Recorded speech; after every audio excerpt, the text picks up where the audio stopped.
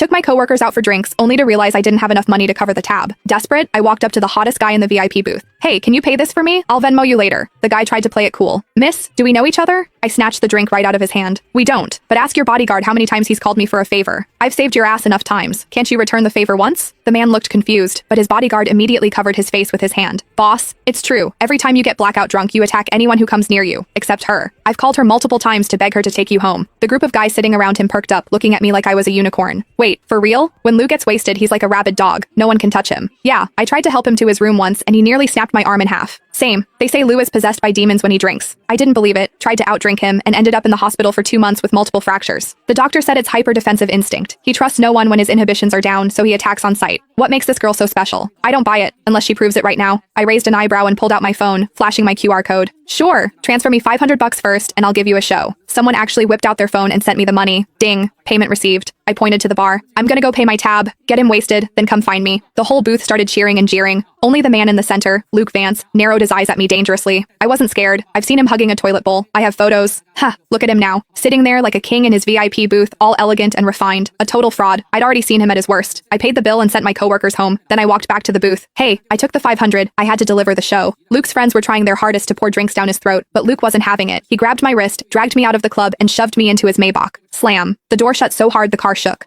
Like a shaken soda bottle finally popping its cap. I rubbed my nose. Hey, it's not my fault you only trust me when you're drunk. It's annoying for me too, you know? It all started 6 months ago. I was leaving work late when I saw a guy sprawled out in the middle of the street using a city bike as a blanket. It was hilarious. Being terminally online, I had to take a video. But when I got closer, damn, what a face. Too bad he was wasted, reeking of alcohol. He was muttering about being thirsty. I took out my water bottle and poured him a cup. He was surprisingly obedient, gulping it down. I tried to wake him up. Hey, you can't sleep on the street. Where's your phone? I'll call your friends. He ignored me, snoozing away on the asphalt. I had no choice but to pat him down. Found his legs were incredibly long, like model long. I found his phone, unlocked it with Face ID, easy when they're asleep, and FaceTime D the first contact on his list. I pointed the camera at his face. Hello? This phone's owner is sleeping on the street. If you're his friend, come get him. The guy on the other end didn't even ask for a location. He just screamed, back away from him, 5 feet, now. I thought he was worried I was going to rob the hot guy. I scoffed. Relax. I'm not interested in drunks. I'm sending you the location. Hurry up. The guy yelled again. Do not ignore me, unless you want to die. Psycho. I hung up. Then I sat on the curb to guard the guy. He decided my thigh was a better pillow than the bike. He slept like a baby under the moonlight. 10 minutes later, the friend arrived and looked at us like he was seeing a ghost. I swore. Look, I didn't touch him inappropriately. As soon as I spoke, the guy shifted. He wrapped his arms around my waist and buried his face in my stomach, treating me like a body pillow. I couldn't pry him off. I pulled his ear. Hey, wake up. Your friend is here. Let go. He didn't budge. I looked at the friend. Help me out here. I can't move his arms. The friend stood 5 feet away, refusing to move. I was pissed.